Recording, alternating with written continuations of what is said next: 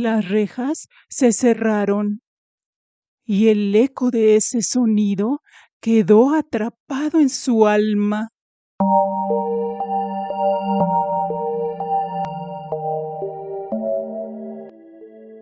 Entretanto, el alcalde había mandado colocar el cadáver en un ataúd y ponerlo en una mesa en el claustro del convento, donde la multitud penetró por la puerta que dispuso se abriera.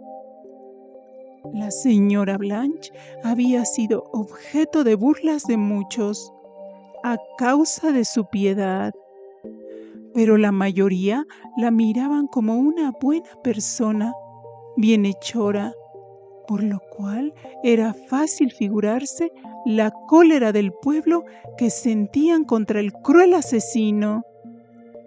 Encolerizados, exclamaban castigos y maldiciones, siendo muy pocos los que se atrevían a defender al párroco, o por lo menos a poner en duda su culpa. De pronto se oyó una voz diciendo: «¡Ya vienen! ¡Ya lo traen!». La multitud se agolpó en dirección en que venían los gendarmes, los cuales con gran trabajo pudieron proteger al acusado y abrirse camino hasta la puerta. Tenían que pasar por donde estaba el cadáver. Al llegar cerca de él, el párroco cayó de rodillas y, levantando las manos encadenadas con lágrimas, oró, pidiendo al Creador le concediera eterno descanso y le alumbrara la luz perpetua. En ese momento de silencio, volteó hacia la multitud para decir unas palabras. Le interrumpieron profiriendo las más groseras injurias. Temiendo los gendarmes que las turbas se les salieran de control, empujaron al párroco hacia la puerta del convento, donde estaba preparada una carreta del tío Carillón, que servía para llevar las terneras al matadero de Aix. Al ver el carretero al párroco con la sotana manchada, dijo groseramente que nunca había transportado a la ciudad tan mal género como en esta ocasión. Estos y otros semejantes insultos provocaron la risa de los circunstantes, mientras el párroco subía al miserable vehículo tomando asiento entre dos gendarmes sobre una gavilla de paja. Fácil es imaginarse el dolor del cura cuando la carreta empezó a andar y miró por última vez a la iglesia y se acordó del sermón que 2 días antes había predicado sobre el sigilo de la confesión, sin presentir que tan pronto iba él mismo a ser víctima de esta obligación. Dirigió una rápida mirada sobre la multitud y detrás de los grupos de los que desafortunadamente gritaban agolpándose en torno del vehículo.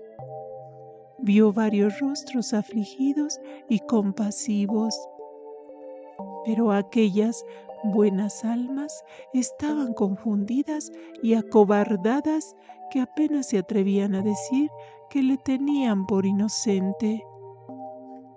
Un espectáculo semejante a este debió ofrecerse en Jerusalén cuando Jesús fue conducido maniatado de Caifás a Pilatos, y este pensamiento consoló al atribulado sacerdote, que cerraba los ojos mientras la carreta bajaba rechinando por las pendientes calles de la aldea.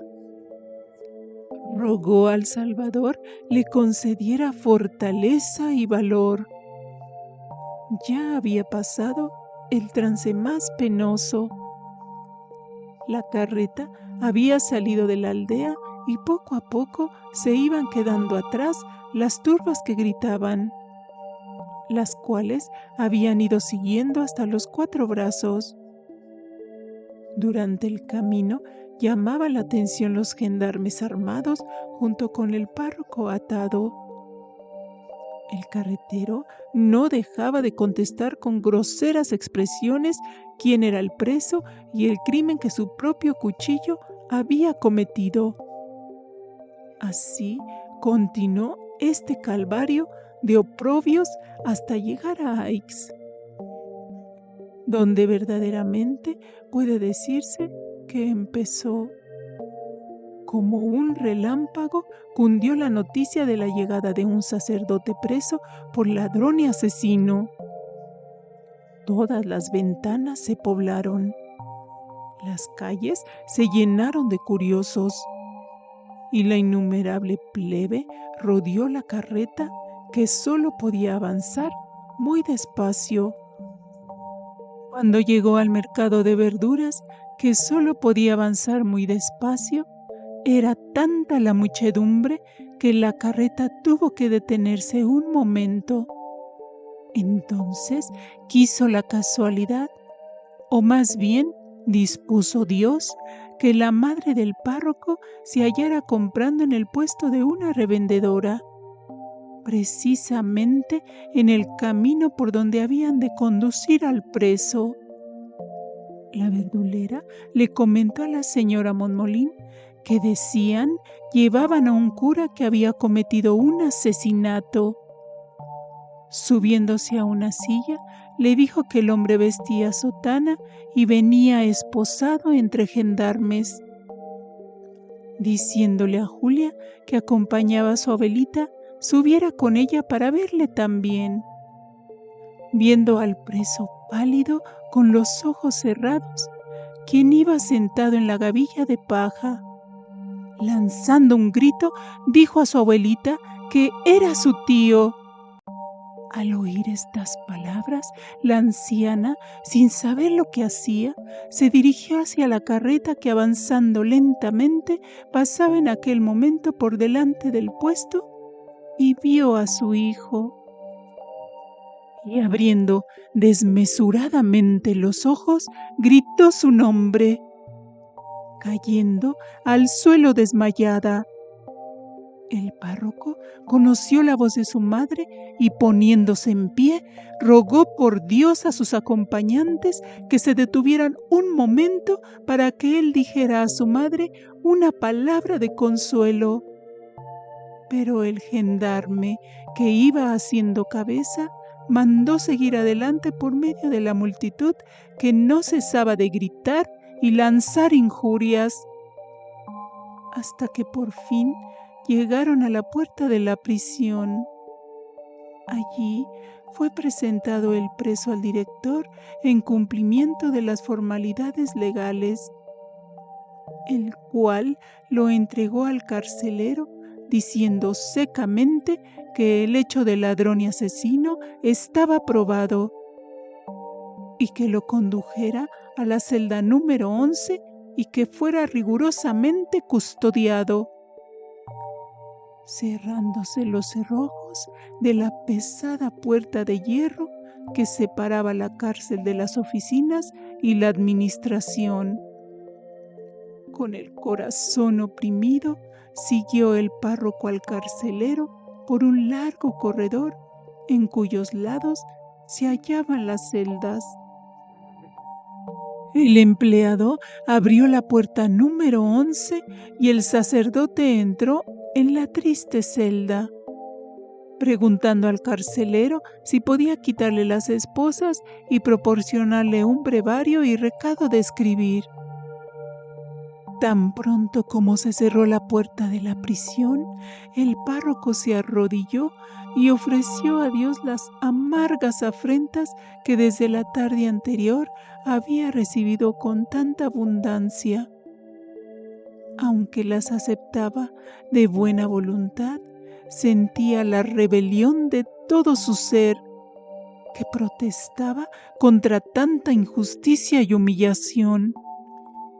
Luego pidió a Dios fuerzas para beber de aquel cáliz con su Salvador, y para padecerlo todo antes de faltar ni aun en lo más leve al sigilo sacramental, por el cual se veía en la cárcel.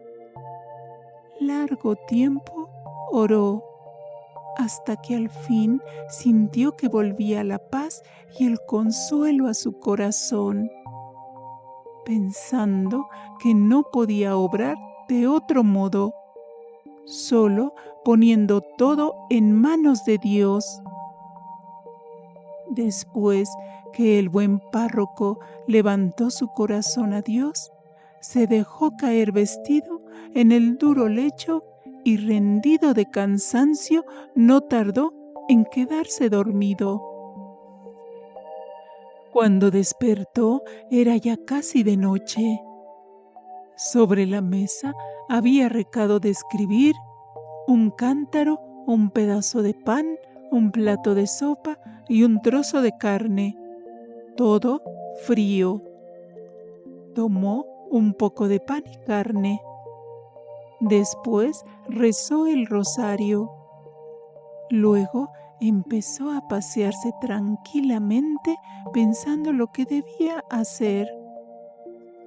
Resolvió escribir a la mañana siguiente una breve relación de todos los sucesos, o más bien una declaración de su inocencia, dirigida a sus superiores eclesiásticos, suplicándoles que le ayudaran en aquel trance, puesto que no solo se trataba de su persona, sino del prestigio gravemente menoscabado de la clase sacerdotal y de evitar un gran escándalo. Lo que más le afligía era la suerte de su pobre madre, cuya imagen tenía constantemente delante de sí, pero no podía hacer otra cosa que encomendarla a Dios. A la mañana siguiente procedió a escribir al arzobispo y a su madre, animándola y consolándola, pues ante ella no tenía que protestar su inocencia. La amenaza del juez de instrucción de prender también a su madre le afligía en extremo, pero procuraba convencerse a sí mismo de que no lo cumpliría. Una vez enviadas y entregadas las cartas, el párroco tuvo que esperar largo tiempo, cuando con gran alegría vio entrar al rector del seminario. El venerable anciano le miró con afecto y tristeza al mismo tiempo, diciéndole que no necesitaba decirle que él no había sido el autor de ese espantoso crimen, que no era capaz de tal delito, y así se lo había dicho al prefecto, el cual, encogiéndose de hombros, le respondió que las pruebas que habían contra él eran abrumadoras, pero confiaba en su inocencia, que debía ser demostrada. El párroco dio gracias a su paternal amigo de que no hubiese dudado de su inocencia, que Dios, que todo lo sabe y puede, era su testigo. Pero para probar su inocencia era otra cosa. Al oír el relato del párroco, el rector se quedó pensativo, permaneciendo en silencio algunos momentos, diciendo que ese asunto era más difícil de lo que se imaginaba, sintiendo en el fondo que todo eso no era más que una atrevida maniobra electoral, fundándose sobre todo en que los periódicos liberales habían explotado inmediatamente con la noticia del triste suceso, diciendo también al sacerdote que había sido una imprudencia haber citado a solas a la señora Blanche para la entrega del dinero, que la hubiera citado con otra señora de la Unión de San José, o no haber despedido a Susana, que si estaba enteramente probado que el sacristán se hallaba ausente, que este punto debía ser examinado más detenidamente, que quizá Susana le dijo a alguien que la señora Blanche iba a ir en busca del dinero, lo cual pudo haber llegado a oídos de algún malvado, dándole ánimos que esto debía ser investigado, que hablaría inmediatamente con el vicario general y, si era preciso, hablar con el señor arzobispo. Este asunto debía ser encomendado a un buen abogado, diciendo el párroco que no tenía los recursos con que pagar su trabajo, contestándole el rector que ellos reunirían lo necesario, que el honor de todos ellos estaba ligado al suyo, agradeciendo el párroco tristemente su bondad, aunque temía que todo fuera inútil, pidiendo le dijera al señor arzobispo, al vicario general, a todos sus hermanos que era inocente, y sentía en el alma la aflicción que les ocasionaba, que cuidara de su pobre madre anciana, de su hermana con los niños si por su causa cayeran en la miseria, contestando el rector que ya vería lo que tendrían que hacer, que se acordara de la aflicción de nuestro Señor, con la misma inocencia, y que por nuestros pecados quiso ser contado entre los pecadores. Este, sin embargo, accedió con gusto a oír en confesión al encarcelado. ¡Qué alivio habría sido para el párroco el poder declarar por lo menos en la confesión a este experimentado guía de almas el estado de la suya y pedirle consejo! Pero ni aún le era permitido dirigirle siquiera alguna pregunta ni decirle algo en que pudiera indirectamente dar a conocer lo que el Lózer en confesión le había dicho. Se veía obligado a llevar él solo el peso abrumador del sigilo de la confesión. Hemos llegado al final de este capítulo 13, donde la pesada puerta de hierro se cerró con un estruendo seco que retumbó en todo el corredor. El párroco Montmolín permaneció inmóvil unos segundos escuchando cómo los pasos del guardia se alejaban lentamente entre las sombras de la prisión, pidiendo a Dios le diera fuerzas hasta el final. Si te está gustando esta historia, puedes apoyarla dando un like y suscribiéndote. No te cuesta, es gratis. Gracias por acompañarme.